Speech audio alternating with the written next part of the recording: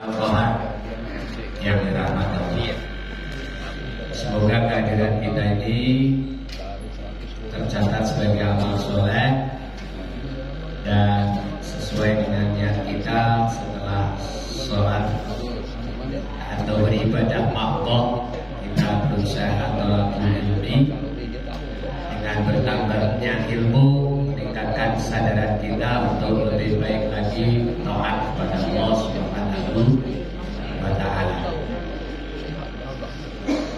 Selanjutnya mudah-mudahan selawat dan salam senantiasa dilimpahkan oleh Allah kepada Nabi kita Muhammad Sallallahu Alaihi Wasallam, kepada para sahabat, para keluarga dan para pengikutnya. Semoga termasuk kita sampai dengan cucu kita. Bapak Ibu dirahmati Allah,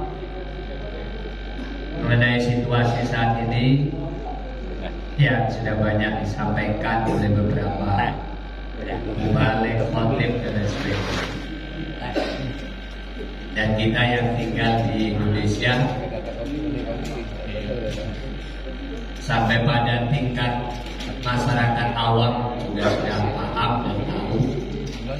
Dan kalau mau dibilang atau dibandingkan,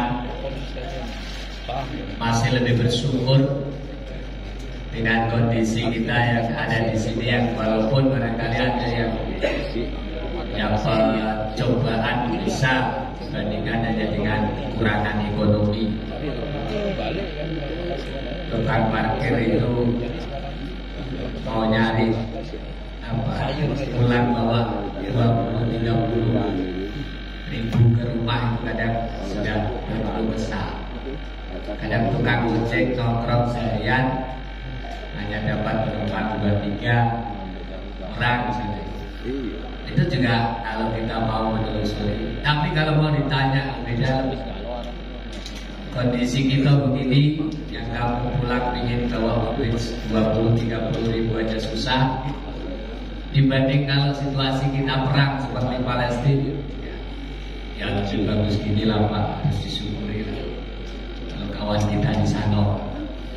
Nah itu rupanya memang sudah menjadi standar umum bahwa kita akan mampu bersabar dan lebih bersabar ketika kita bisa membandingkan musibah yang kita alami tidak seberapa dibanding dengan mereka yang lebih berat. Itu kita temukan di dalam Al-Quran surah Al-Baqarah ayat 214. Al-Baqarah ayat 214. A'udzubillahi minasyaitonirrajim. Bismillahirrahmanirrahim. Am hasibtum an tadkhulul jannata wa lamma ya'tikum masalul ladina khalau min qablikum masadhumul ba'sa wat dharra wa zulzilu hatta yaqula ar-rasul wal ladina amanu ma'a mata nasrullah ala inna nasrallahi qarib. Am hasibtum an tadkhulul jannata, apakah kalian menyangka bahwa begini-begini saja itu sudah masuk surga? Kan santai-santai saja saya katakan kita. Kayak gini aja itu kamu sudah bisa masuk surga, apa udah nyangka mah itu? Kadang-kadang ada orang yang, wah surga aku sudah subuhan, sudah ini. Iya itu.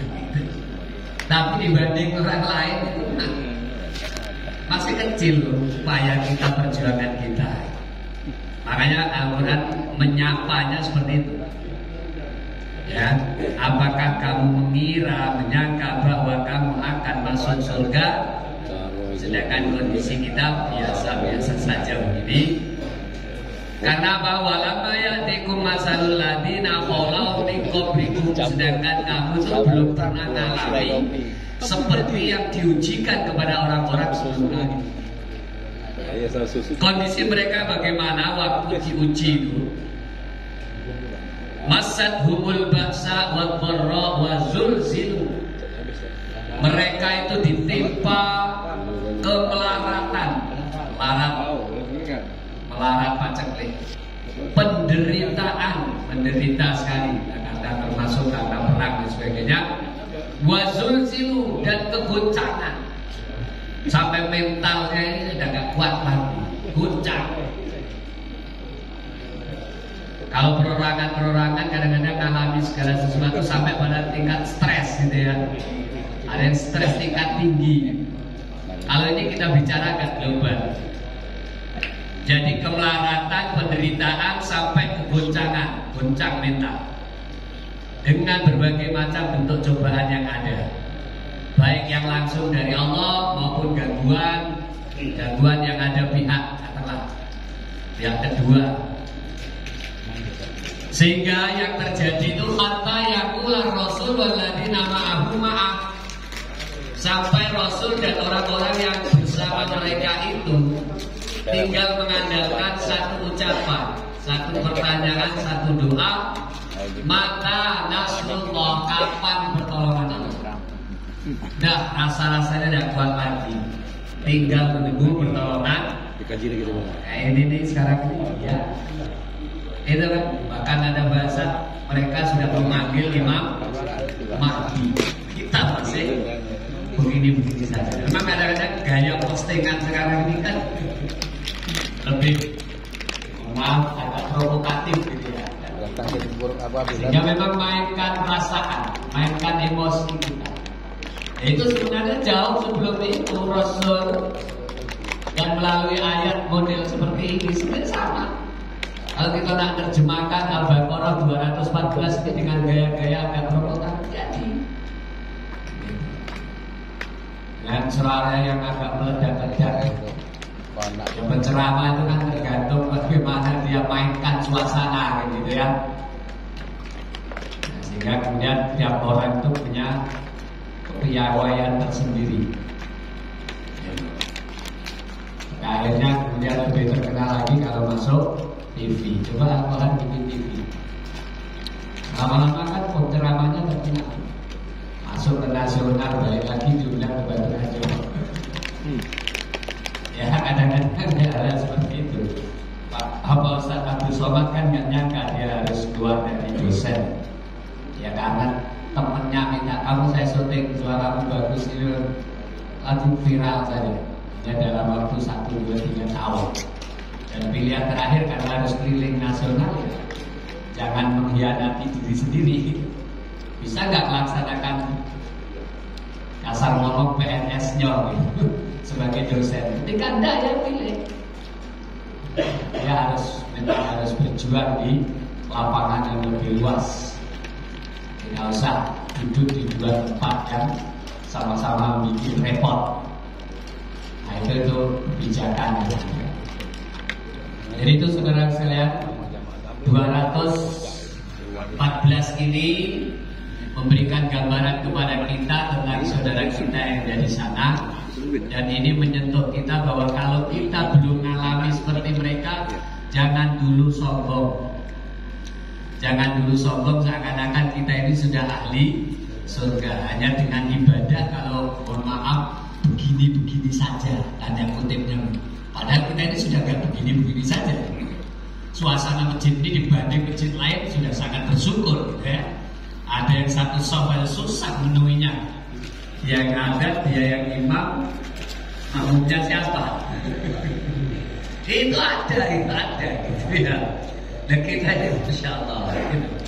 Ya, kajian tiap pagi itu dan semuanya ini menghadirkan keberkahan.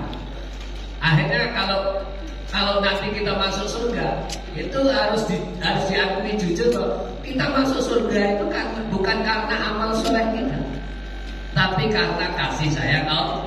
Sebenarnya kurang amal soleh kita ini. Apalagi kemudian dari dosa itu dibenturkan ke sana, apa yang sudah cukup. Jangan-jangan kita masuk dalam kategori yang muflis, lebih banyak dosanya ketimbang pahalanya, sehingga kita muflis. Muflis itu apa? Bangkrut. Bangkrut bukan bangkrut dunianya, tapi bangkrut pahala habis kesedot oleh banyaknya dosa. Belum yang ada hubungan dengan sebelum kita diikhlaskan, belum mati, belum diikhlaskan oleh orang yang kita dolimi, yang kita fitnah, yang kita dengki, yang kita ini. Mereka itu akan menyerot, ya, ngambil kebaikan kita, pahala kita diambil, dosa dia dikasihkan kita. Itu pengertian muflis. Itu problem-problem kita saat ini. Jadi jauh kalau dibandingkan dengan mereka. Mereka maju terus kena tembak mati sudah syahid. Oh, sudah gak ada hitung-hitungan lagi, gitu kan? Langsung surga. Yang ada mereka tinggal menjaga niat. Yang ada mereka tinggal menjaga niat. Benar-benar bergeraknya itu lillahi kalimatillah. Siapa mati membela harta yang halal, membela kehormatan keluarganya, membela negaranya, semuanya dimasukkan dalam golongan fisabi. Jadi kalau sampean rumahnya dimaling wong, ini loh rumah-rumahku, harta ya hartaku, aku nyarinya susah payah dan tetap menjaga kehalalan, tidak pernah saya berbuat haram. Kok kamu maling ini gimana? Terus kita kadang-kadang mungkin nggak punya senjata atau bagaimana? Apa berani melawan si maling tadi? Tinggal masalahnya menang dia atau menang kita, itu nasib. Rupanya menang dia, kita mati. Nah itu yang sedih kan istri kita ya. Kalau istri itu paham tentang hukum ini, alhamdulillah suamiku masuk surga. Tapi tidak bisa kita, tidak bisa. Karena memang aturannya benar begitu. Siapa mati membela harta yang halal yang dia miliki sah. Gitu. Itu masuk fisabilillah. Tapi di sini istilahnya itu syahid akhirat, bukan syahid dunia. Di dunia dia tetap dikafani, dimandikan, seterusnya gitu. Itu namanya syahid akhirat, bukan syahid dunia. Kalau mereka di alamnya adalah syahid dunia dan akhirat. Di dunianya mereka udah gak di ini lagi. Dan kayaknya mungkin Dionis tahu. Makanya mereka seenaknya aja dorong ke lubang, dimatikannya belakangan. Kan gitu cara mereka ngubur yang ditangkap-tangkap ya. Dorong ke lubang, tembak dari atas baru mati. Kan penyiksaan yang bukan main. Dan memang ya tadi orang syahid itu gak perlu lagi, karena darah mereka, tulang yang patah, kulit yang luka dan sebagainya, semua akan jadi saksi.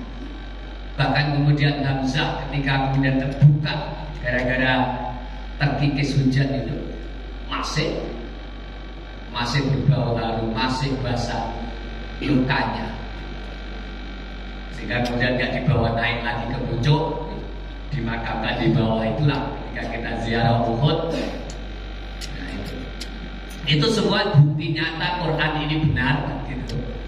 Bukti nyata bahwa Allah memberikan semangat kepada kita, asal keimanan dan keislaman, ketaatan kita kepada Allah ini benar, jalani, gampang nyari surga, saya katakan begitu. Tapi ya tadi bandingkan dengan hal-hal yang lebih berat yang pernah dialami oleh orang sebelum kita.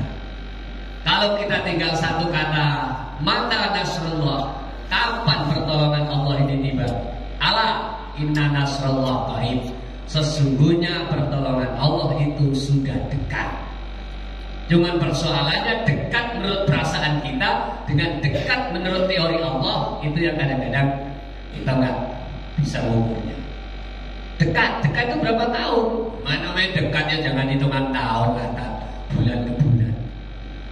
Tapi sejak Yasir Arafat sampai sekarang, saya kenal Yasir Arafat itu di sekolah kelas berapa? Kira-kira kelas berapa kan sudah dengar berita gitu. Ya saya ini 69, kamu sudah berapa tahun berapa kelahiran? Saya 69, sekolah MI tahun 75. Harus PLO ya. Kan kita diikuti terus kan? Diikuti terus berita-berita. Kok sampai sekarang nggak selesai? Ada yang jawab, kenapa nggak selesai Palestina? Kalau Palestina selesai, ya kiamat. Kan gitu. Dan ini yang disisakan oleh Allah supaya umat Islam ini masih tetap ada nilai-nilai perjuangan. Nah, gitu.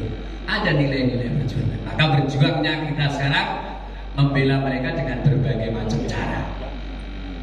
Persoalan di dalam negeri mereka ya kita tidak usah yang tidak tahu kemudian mengomentari atau mencurigai ini itu dan sebagainya. Yang jelas dulu Yasir Arafat itu Al-Fattah. Ternyata sekarang sudah ada Al-Qassam. Ada lagi apa? Emas, gitu kan? Dan itu hanya beda sedikit pola pikir. Kalau Yasir Arafat jelas, negara kita ini sudah sah. Gitu. Negara kita ini sudah sah. PBB pun ngakui kalau mau merebut kembali itu tinggal lewat diplomasi kenegaraan, nggak perlu lagi begitu. Ada bilang enggak, kita harus berjuang gerilya. Nah beda-beda sedikit seperti itu. Nah, kalau soal keimanannya, ibadahnya, fahamnya, nggak ada yang aneh-aneh. Sekarang lihat di pelintir-pelintir kan, yang ini minta bantuan ke si A, yang ini minta bantuan. Gimana lagi, situasinya memang harus begitu. Dan tidak juga kita menilai miring mereka-mereka yang belum bisa bantu, yang belum bisa bantu. Sebenarnya sudah bantu, tapi cara bantu itu yang kemudian kebijakannya berbeda. Ada yang bantunya cukup mensupport dalam hal logistik dan sebagainya.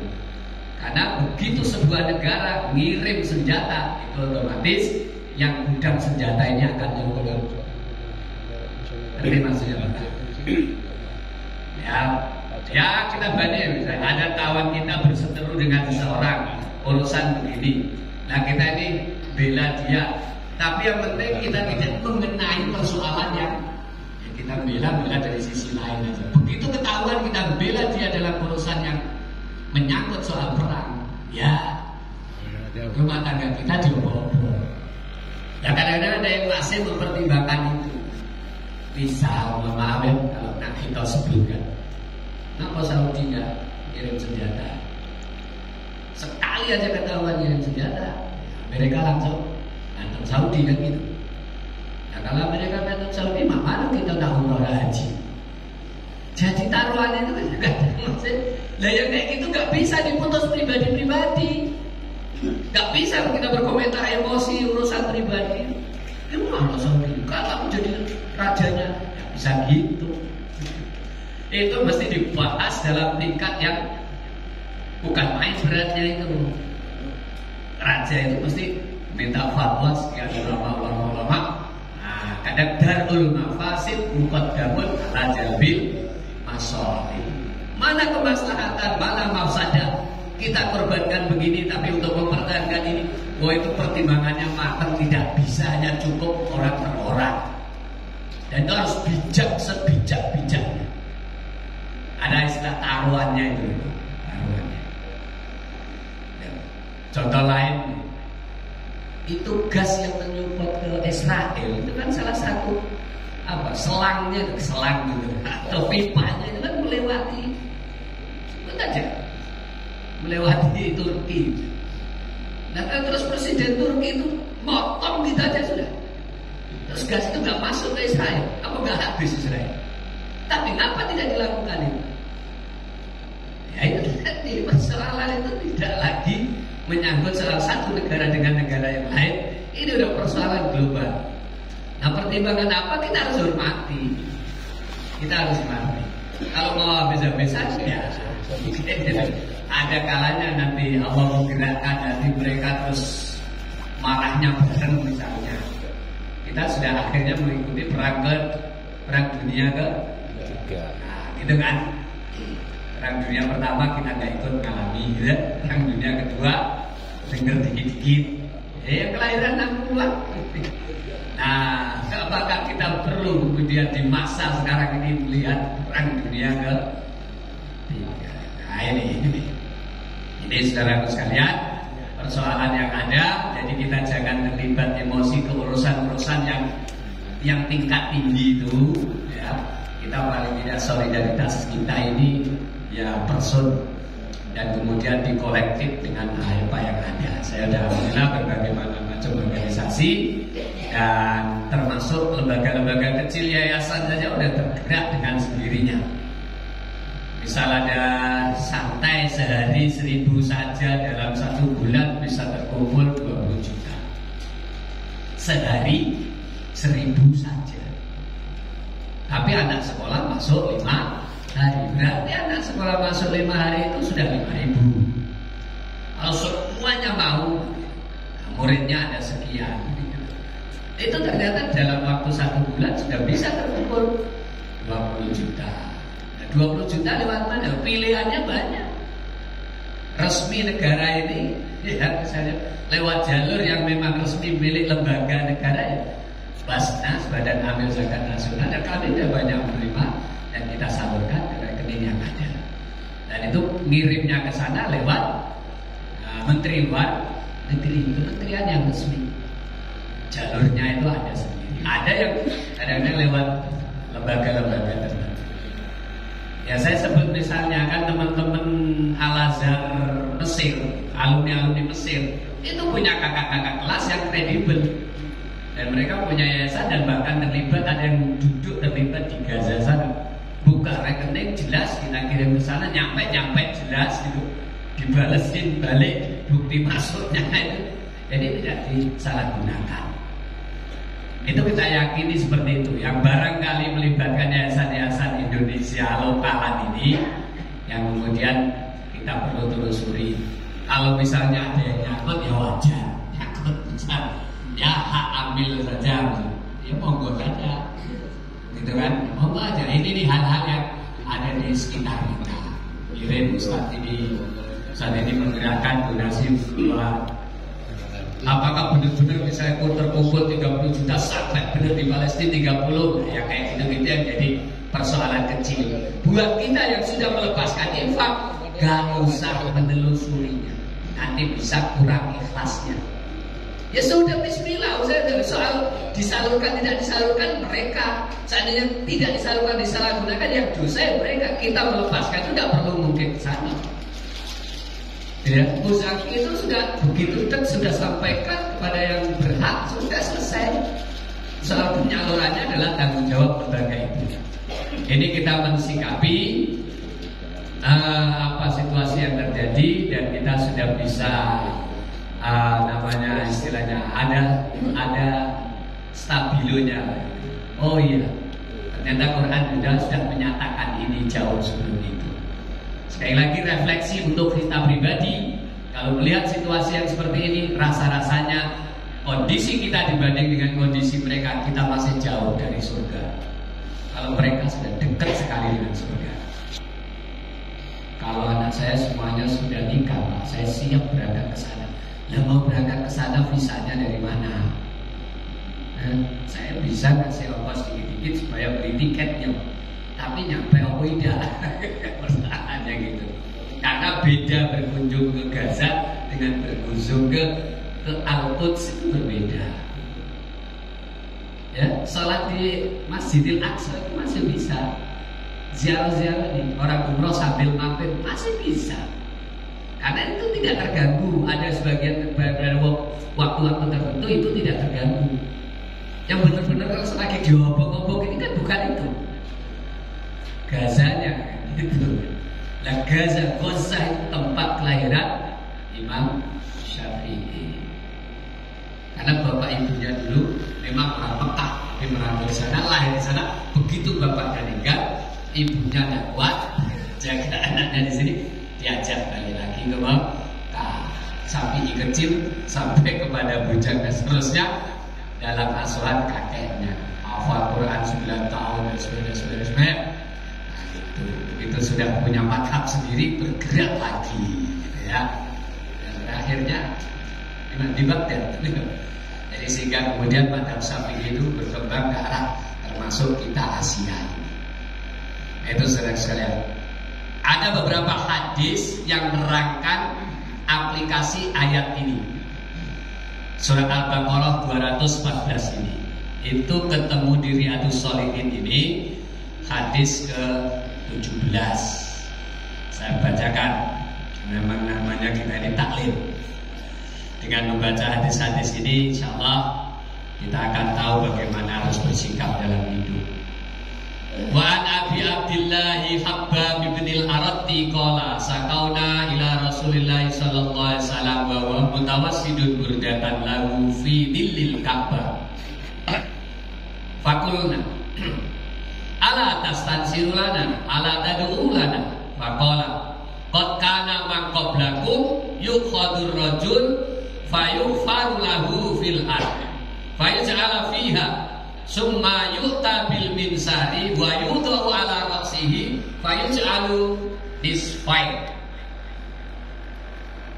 wa yumsatu bi amsatil hadid ma duna lahmihi wa admihi ma yasudduhu dalika an dini wallahi la yutimmanna Allah hadzal amra hadzal din hatta tasira raqib min sun'a ila hadramaut la yakhafu illa Allah wa tiba ala qanabihi walakinnakum tastajilun rawahul Bukhari wa fi riwayatin wa huwa mutawassidun burdatan wa qad lakina minal musyrikina siddatan.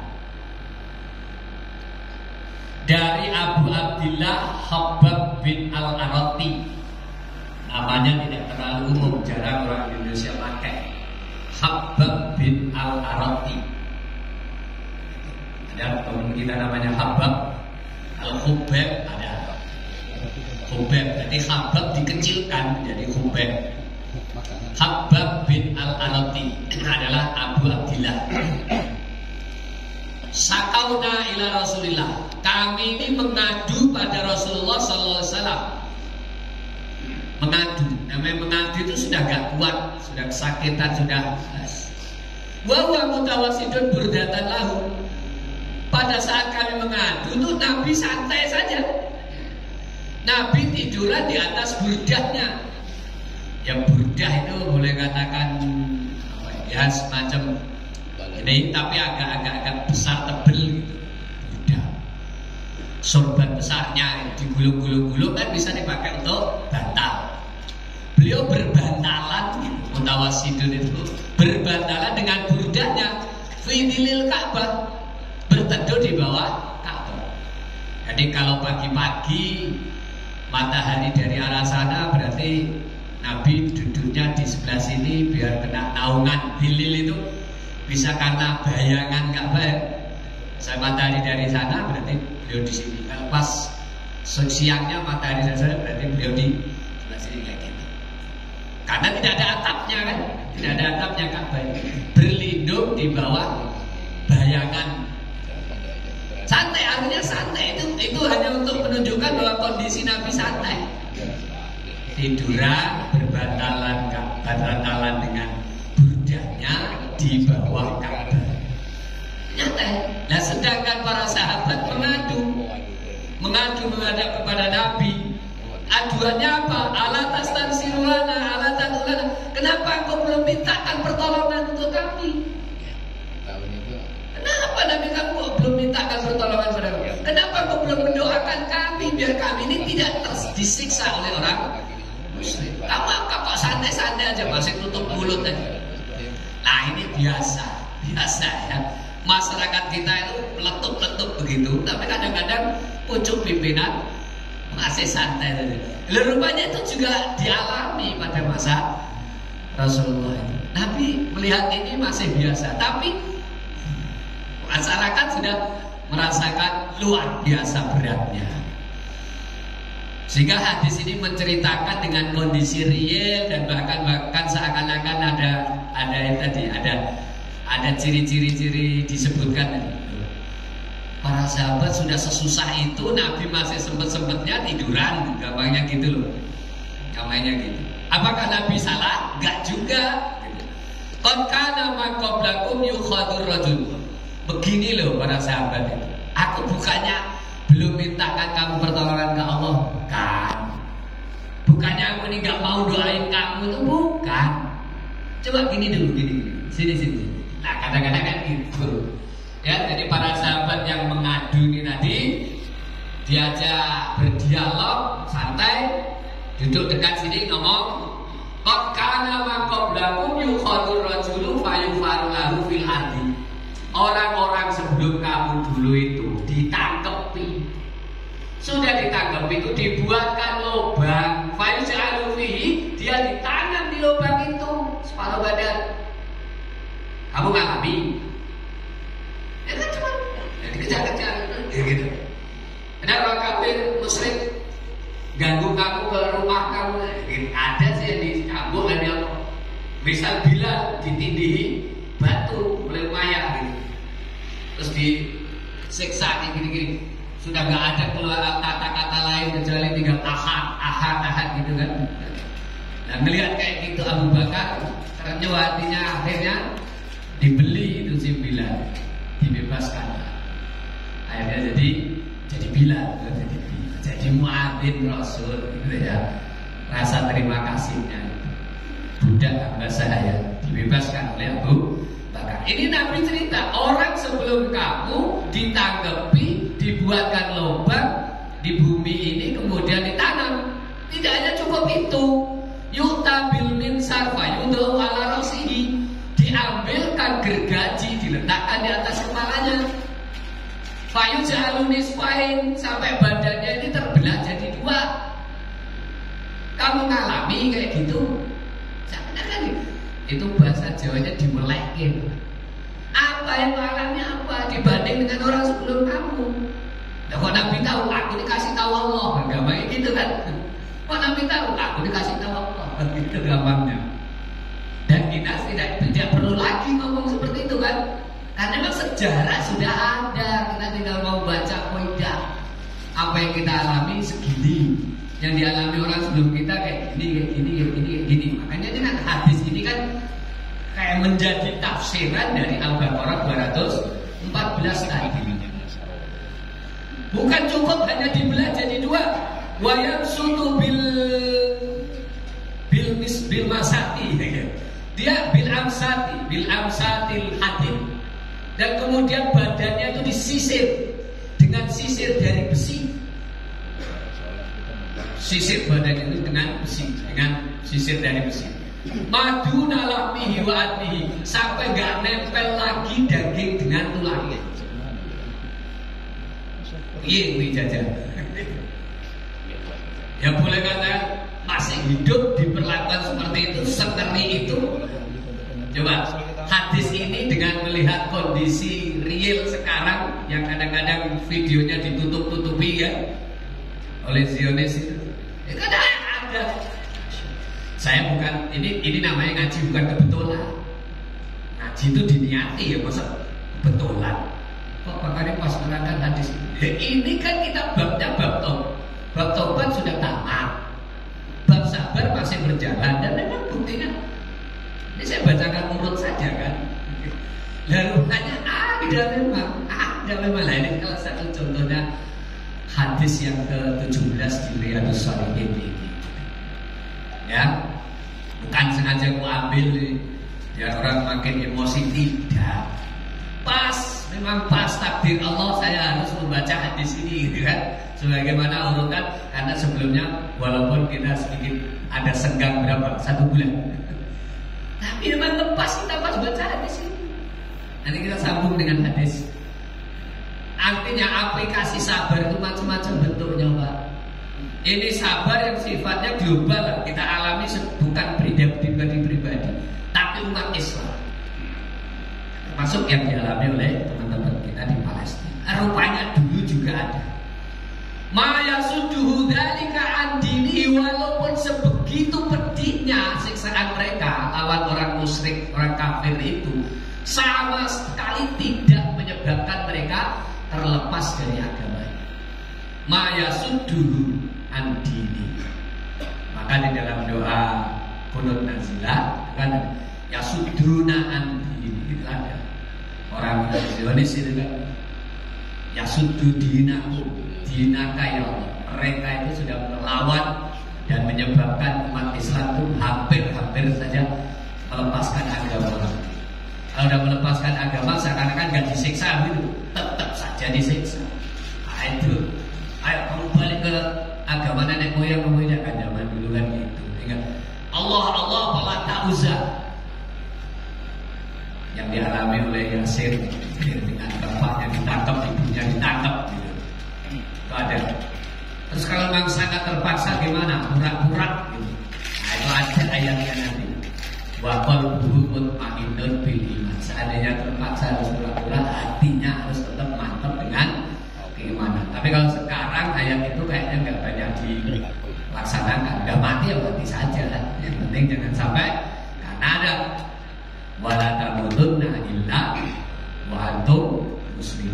Sekali muslim tetap muslim. Dapat penyiksaan kayak apapun, pertahankan keimanan dan keislaman kita. Wallahi la yutimmanallahu hadzal amra. Akhirnya Rasul untuk memuaskan para sahabat setelah cerita begitu, ya, Rasul langsung memberikan janji. Wallah, pakai sumpah, demi Allah, Allah itu akan menyempurnakan agama ini. Nanti agama ini sempurna.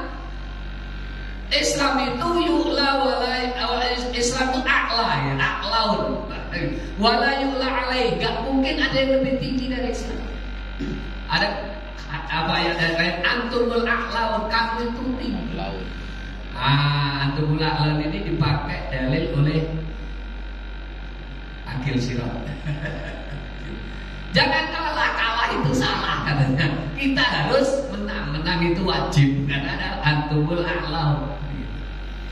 Islam itu a'la wala yu'la alaih. Tidak ada yang bisa meninggi Islam. Nah, ini salah satu kalimatnya begitu kan. La yutimmanallahu hadzal amra. Agama ini akan disempurnakan oleh Allah. Kalau sudah agama ini sempurna, agama yang lain kalah. Gak ada lagi. Bentuk sempurnanya agama ini apa? Nanti orang berjalan dari Son'a ke Hadramaut, itu Nabi menyebut Teksasnya sekitar Madinah, Teksasnya sekitar Mekah.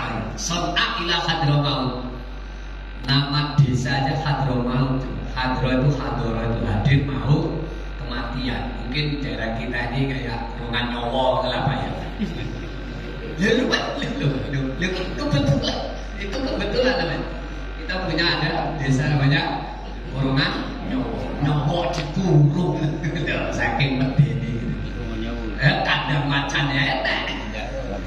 Jadi rupanya ada Hadramaut.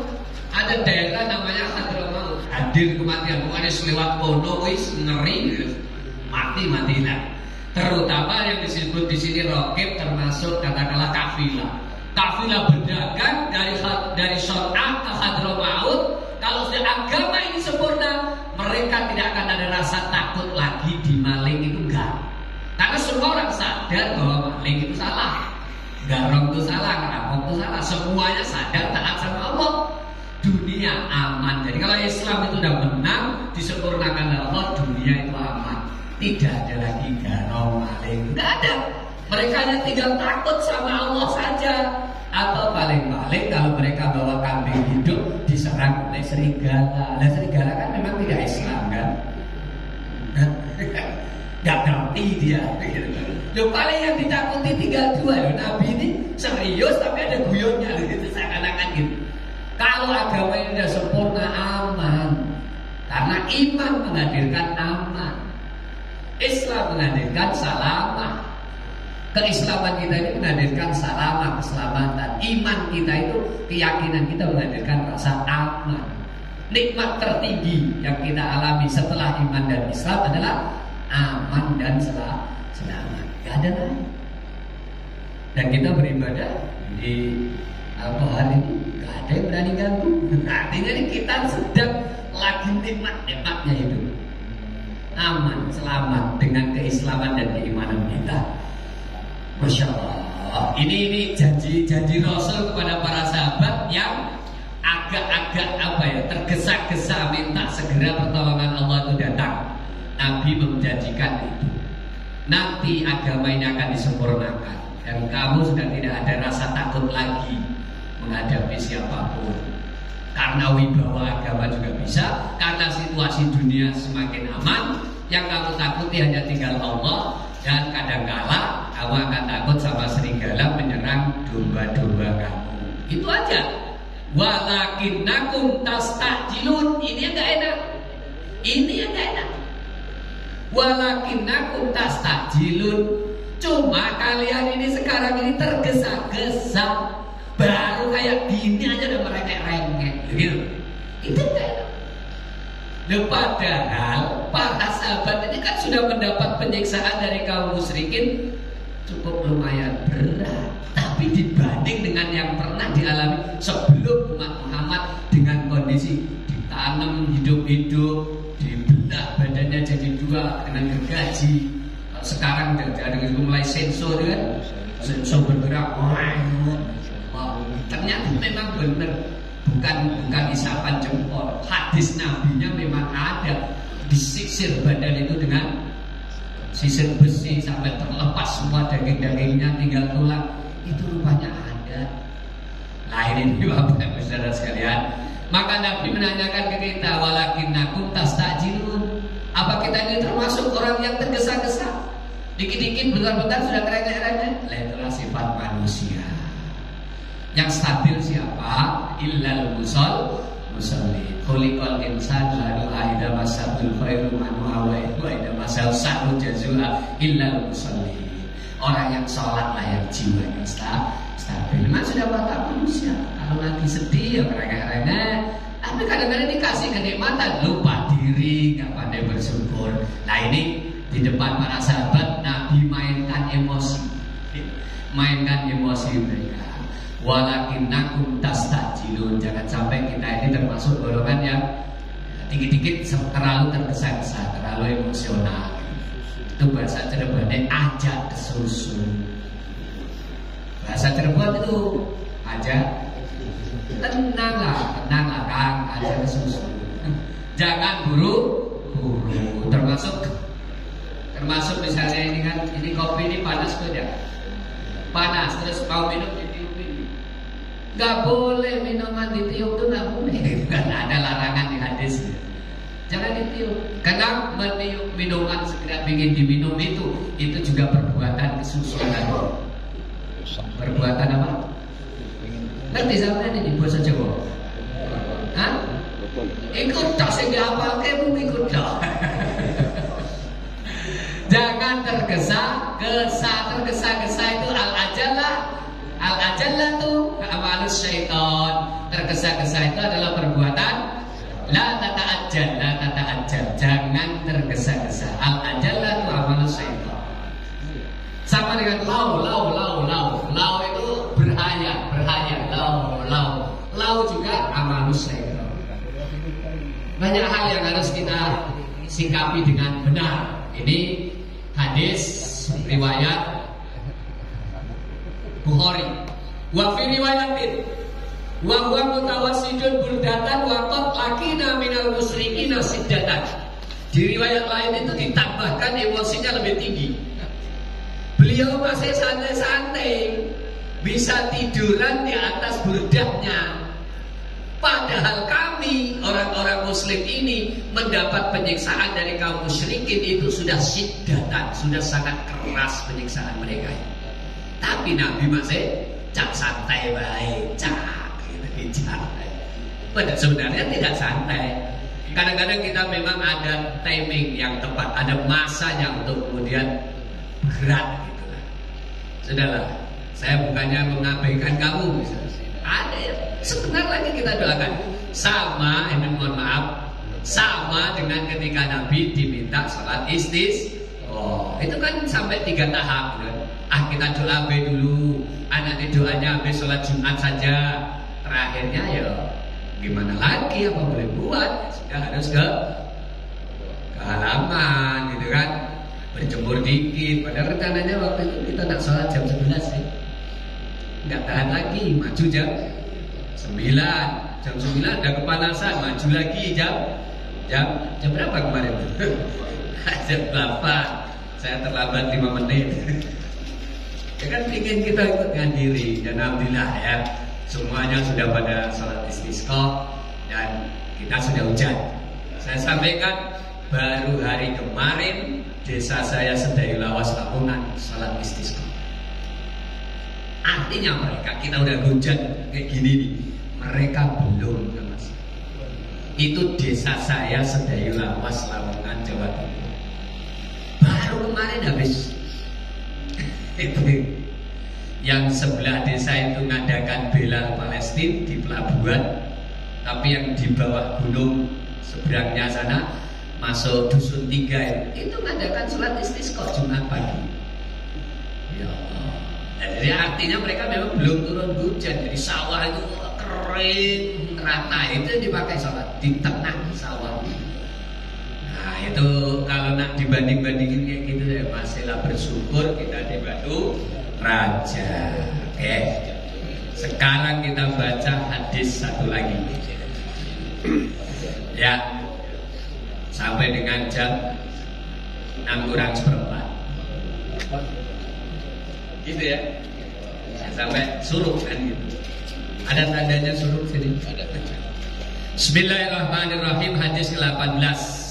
Wa an Ibnu Mas'udin radhiyallahu anhu qala lamma kana yauma Hunain asara Rasulullah sallallahu alaihi wasallam nasan fil qismah fa'atal Aqra bin Habis mi'ata minal ibil wa a'ta Uyaina bin Hisn misla dalik wa a'ta nasan min asrafil Arab wa asarahum yawma idin fil qismah wa qala rajulun wallahi inna hadhil qismah ma udila fiha wa ma urida fiha wajhullah faqultu wallahi la ukhbiranna Rasulullah sallallahu alaihi wasallam fa'ataituhu fa'akhbartuhu bima qala fataghayyara wajhuhu hatta kana kasifr summa qala faman ya'dilu idza lam ta'dilillah wa rasuluh summa qala yarhamullahu Musa qad udiya bi aksara min hadza fasabara wa qultu la jarama la arfa'u ilaihi ba'daha hadisan muttafaqun alaih. Hadis riwayat Bukhari Muslim. Saya bacanya agak tebal dan ini peristiwanya seru sekali, menguras emosi. Belum diterjemahkan aja saya pengantarnya kayak gitu, langsung emosi. Dari Ibnu Mas'ud, semoga Allah meridhoinya, ia berkata. Jadi yang terlibat siapa? Ibnu Mas'ud. Qala, dia berkata dan bercerita, lamma kana yaum Hunain, pada waktu selesai perang Hunain, menang ini, rampasan banyak ini. Asal Rasulullah sallallahu alaihi wasallam nasan fil qismah. Rasulullah itu melebihkan dalam pembagian ghanimah. Ghanimahnya banyak, rampasan perang itu banyak. Dan itu kan dibagi-bagi sesuai dengan peran masing-masing. Nah, Rasulullah itu melebihkan beberapa orang dalam hal pembagian ini. Contoh, Aqra bin Habis dikasih 100 ekor unta. Oh, enak jadi tentara ya. Balik pulang, waktu itu udah gajian. Gajiannya itu ya rampasan perang. Aqra bin Habis dikasih 100 ekor unta. Mi'ata minal ibil. Coba bayangkan, unta kita sekarang berapa? Nah, Pak Rusmedi yang tahu. Harga terakhir berapa Kak? Untuk 7 orang, kalau 400 real kali 7 berapa itu? 1 ekor unta. Karena 1 ekor unta untuk 7. Kalau kambing 1 untuk 1 kan gitu.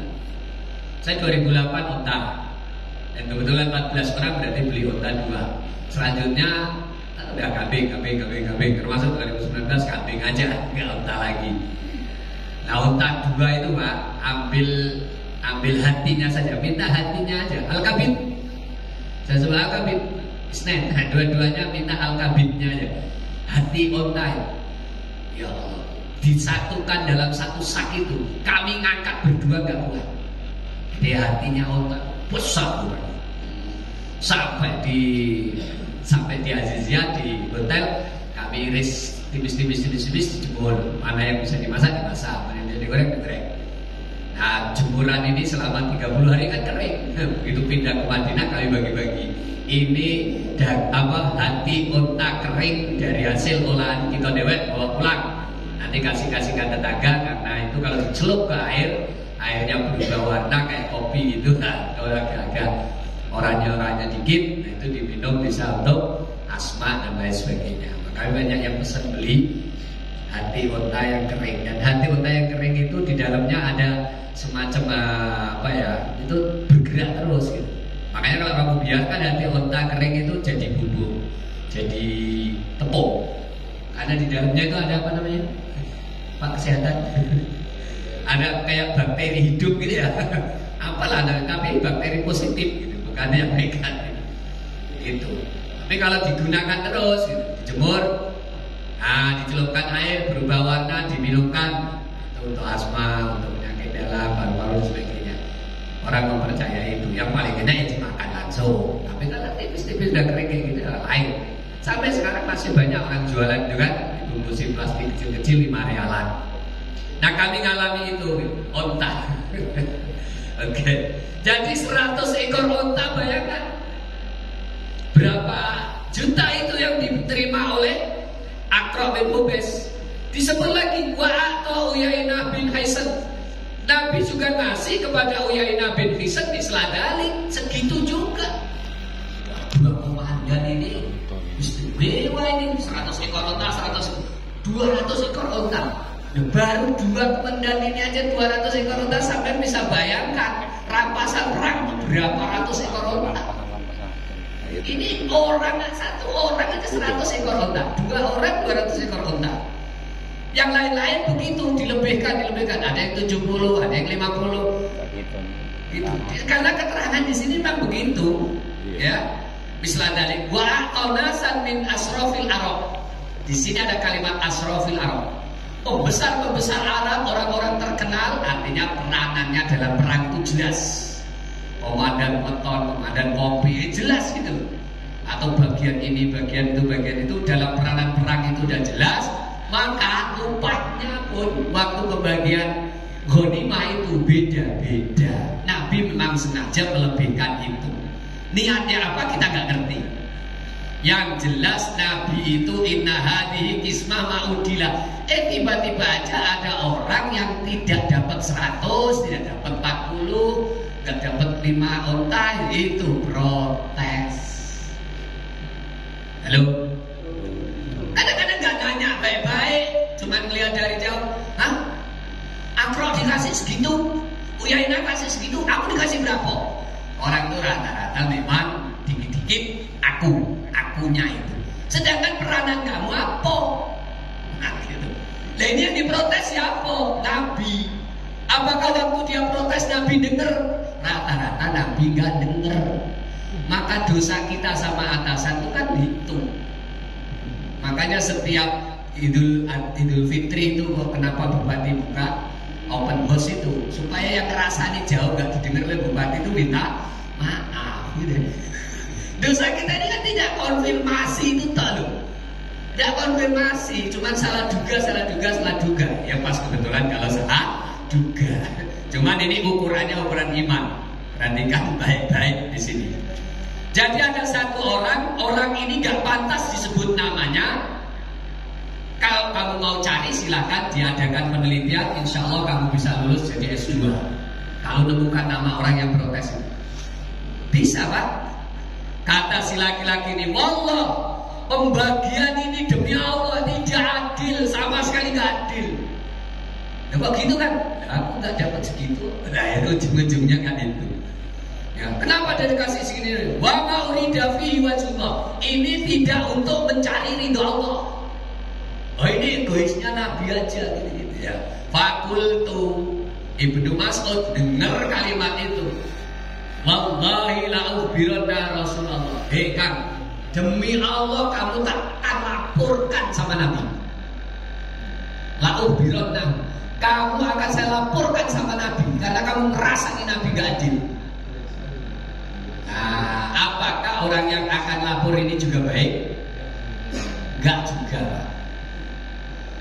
Ya, kalau ada orang ngerasani pimpinan dan kalau pimpinan itu memang benar bagus, ya lawan sendiri, nggak usah ngomongin ngancem dia tak lapor ke sama bapak, nggak perlu.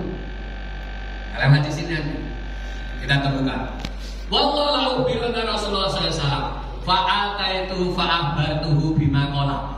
Benar-benar lapor. Nabi, kamu dirasani wong, kenapa ngasih Aqra' 100 unta, ngasih Uyainah 100 unta, ngasih tokoh-tokoh Arab yang ini, kamu kasih segini. Ada orang yang gak terima Nabi. Ini gak adil gini. Nabi dilaporin kayak gitu. Langsung Nabi jawab, Fama ya'dilu idza lam ya'dilillah wa rasuluh. Terus siapa yang bisa adil kalau Allah dan Rasulnya dianggap gak adil? Nabi gak marah. Nabi gak marah. Dilapor oleh Ibnu Mas'ud. Lah kalau sudah Allah dan Rasulnya dituduh gak adil, itu siapa yang bisa lebih adil? Ya Allah, umat itu kan nemen lah, gitu. Jadi gak ada Allah itu sampai mengelabui hambanya, gak ada Rasulullah itu sampai menipu umatnya, gak ada.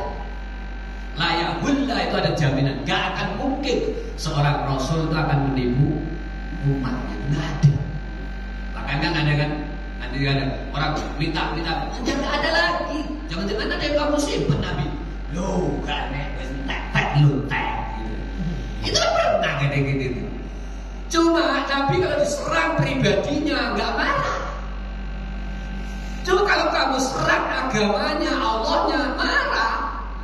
Nah itu sudah menjadi catatan. Nabi itu kalau diserang pribadinya nggak marah. Gitu. Nah belajarlah tuh itu. Kamu nyerang saya, wah baru ini jahat ini. Tenang aja. Tapi kalau serang ini jelek, nggak bisa. Gitu. Jadi memang iman itu harus hadirnya ke situ. Nabi diserangnya tidak marah, dia hanya bilang kalau Allah dan Rasulnya dan dibilang nggak adil, apa ada yang lebih adil lagi? Sumakola, famaya dulu, idalamnya dirilah itu. Sumakola lagi. Yarhamullahu Musa. Rupanya Nabi membandingkan dengan Nabi Musa. Allah merahmati Nabi Musa. Kenapa? Qad uhiya bi aksara min hada. Beliau itu diuji oleh umatnya yang model gini ngeyelon gini lebih banyak ketimbang saya. Makanya Nabi Musa lebih dirahmati oleh Allah. Jadi Nabi bandingin dengan kakak kelasnya. Kalau aku kan baru kali ini diprotes gak adil. Lalu Nabi Musa itu udah lebih sering diprotes model gitu tuh. Makanya Allah merahmati Kang Musa karena beliau diuji lebih banyak persoalan begini ini. Fasobar, yuk kok iso sabar. Nah saya harus meniru Nabi Musa, bahasanya Nabi begitu. Itulah kembali ke kesimpulan saya awal. Kalau kita ingin bisa sabar, bandingkan ujian kita dengan orang yang lebih berat ujiannya.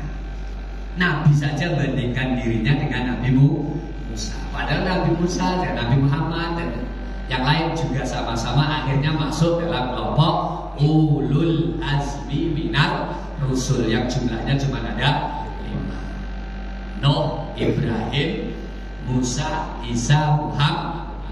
Itu ulul azmi. Jadi walaupun Nabi bandingkan dengan Nabi Musa, sebenarnya Nabi sendiri juga tingkat kesabarannya sangat tinggi. Terutama kalau kamu membaca sejarah ke Taif, itu malaikat saja seakan-akan malaikat saja marah. Padahal malaikat gak punya nafsu kan. Karena nawari Nabi gimana ku angkat gunung ini ku timpakan ke penduduk Taif. Gak usah, jangan. Nabi ditawari kayak gitu, jangan. Fa innahum la ya'lamun. Mereka itu benar belum kenal saya. Kalau nanti sudah kenal, tahu tujuan Islam diturunkan, mereka pasti sadar sendiri. Kalau waktu itu Nabi itu pemarah, misalnya kan, ya kono karepmu antek wong Taif. Kita nggak ada ziarah Taif. Sekarang Taif itu Bogornya Indonesia. Ngerti Pak? Bogornya Indonesia. Jadi mensuplai sayuran dan sebagainya.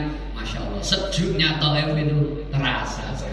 Untuk waktu itu gak jadi ya malaikat nimpatkan gunung 2 gunung ke penduduk Taif karena menolak Nabi waktu hijrah ke sana. Jadi ini tingkat-tingkat kesabaran yang perlu kita pahami. La jarama la arfa wilahi ba'da hadza hadisan. Akhirnya Ibnu Mas'ud ngomong sendiri. Kenapa? Melihat Nabi kita laporin seperti itu, ternyata Nabi gak marah gini tuh. Cuma wajah Nabi itu berubah merah. Nah saya gak suka melihat Nabi yang teduh, yang wibawa, yang sejuk mukanya begitu. Kok sekarang begitu gara-gara tak lapori. Ngerti Pak? Itu kok mukanya kemudian merah sedikit. Nah itu Ibnu Mas'ud nyesel dia, demi Allah wis kapok, aku nggak bakal lapor lagi. Makanya memang tukang lapor itu nggak baik. Cuma karena ini sudah kadung, peristiwa ini terjadi, ya diceritakan loh. Ya kan supaya tidak lagi terjadi seperti. Nah, sejak itu Ibnu Mas'ud dan kawan-kawan, kalau ada orang ngerasani Nabi, adepi sendiri. Jangan macam-macam kamu nuduh Nabi begitu, gitu. Diadepi lebih baik kita, jangan. Ya, karena Nabi dijamin tidak akan berbuat salah. Sampai ada kalimat adil, pasti adil Allah dan Rasulnya. Rasul dirasani. Kalau ketemu Rasul dirasani, jangan laporkan ke Rasul, adepi sendiri, karena nggak baik. Nah, kalau misalnya kita punya pimpinan setingkat atau paling tidak punya keunggulan sifat mendekati, mirip-mirip meniru Rasulullah, mari kita jaga wibawa kepemimpinan kita itu. Karena kita mengakui dikit-dikit kan kita mengakui, ya bisa, maaf ini tingkat umur aja ya, kita saling mengagumi orang. Begitu Pak Admianti datang ke masjid ini, senior kita, kakak kita pernah memberikan kebaikan pembinaan, nah kan kayak gitu. Terus misalnya beliau dijelekkan orang di depan bapak, ya bapak harus nggak gitu, sama. Nah bisa, orang itu di balik sisi kekurangan pasti ada kelebihan. Nah kelebihannya itu yang harus kita angkat. Itu kelebihannya itu yang harus kita angkat. Ya bisa kadang-kadang ya adalah sedikit selenting ini, kalau sekarang ini kan biasa di grup.